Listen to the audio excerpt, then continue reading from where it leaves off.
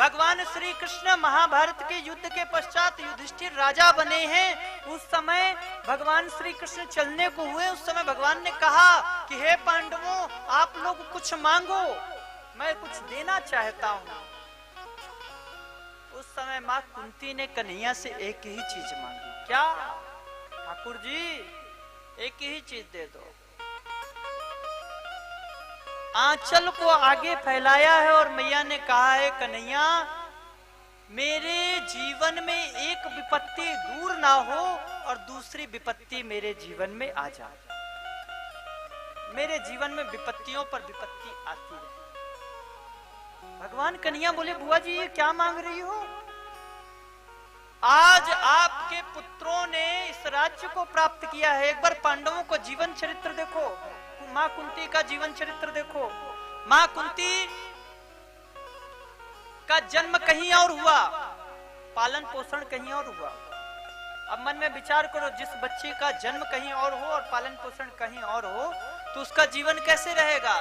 उसके पश्चात विवाह हुआ तो कैसे पुरुष से, पांडु से, जो बचपन से ही पीलिया रोग से ग्रस्त थे। असमय मृत्यु हो गई, 5-5 पुत्र हैं, अकेले पूरा जीवन व्यतीत किया और उसमें भी 100 कौरव हर समय पांडवों को मारने के लिए तैयार रहते। उस समय बाद पुत्र वधू का चीरहरण हुआ और पांडवों को 12 वर्ष का वनवास हुआ, 1 वर्ष का अज्ञातवास हुआ। इतना भयंकर युद्ध हुआ।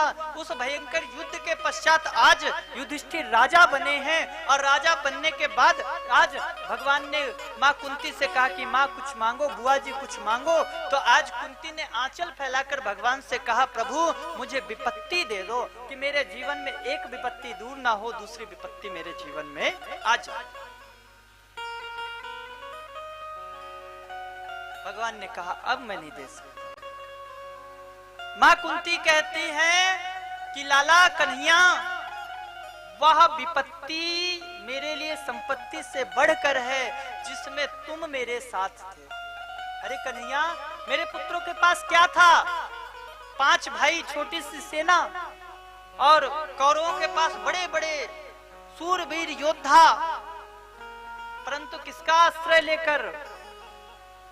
कन्हैया के नाम का आश्रय लेकर वह विशाल कौरव रूपी, सेना रूपी सागर को एकदम आराम से पार कर गया। बोले कन्हैया, जब जब मेरे ऊपर विपत्ति आई, मेरी पुत्र वधू की भरी सभा में वस्त्र हरण हो रहा था, उस समय किसने रक्षा करी? आप वस्त्र बनकर आए और मेरी बहू की, मेरी पुत्र वधू की रक्षा करी, सील की रक्षा करी। इतने बड़े युद्ध में आप मेरे पुत्र के साथ रहे, अर्जुन का रथी बनकर रहे। ये क्यों रहे? क्योंकि मेरे बच्चों के ऊपर में विपत्ति आई। अगर कहीं इनके ऊपर विपत्ति नहीं होती तो आप ठाकुर जी हमारे साथ रहते। जिस संपत्ति के आने से हमारे ठाकुर जी हमसे दूर हो जाएं, उस संपत्ति से लाख गुना अच्छी तो वह विपत्ति है।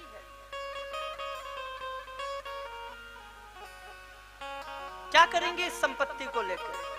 बोल नहीं, संपत्ति नहीं चाहिए, विपत्ति अच्छी है।